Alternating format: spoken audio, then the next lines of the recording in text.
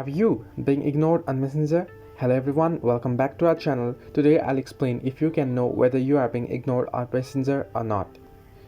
Well, first thing, if you open the app and if you long press on the chat, you will find an option to mute notification.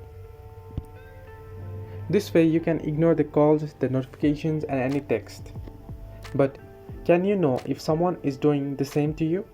Well, there isn't an actual way to find out if you are being ignored on Messenger, but there are a few ways to tell if you are being ignored or not. The first thing is no response. If you have sent a message to someone and they have not responded after a reasonable amount of time, then it could be a sign that they are ignoring you. The last active status. Check the last active status that you can find along with the profile. On this screen, you can see that my friend has been active 1 hour ago, has read the text but has not yet replied. If you have sent a message request to someone and it has not been accepted, it could be a sign that they are ignoring you. However, it is important to keep in mind that there could be many reasons why someone is not responding to your messages. They could be busy, away from the phone, or experiencing technical difficulties.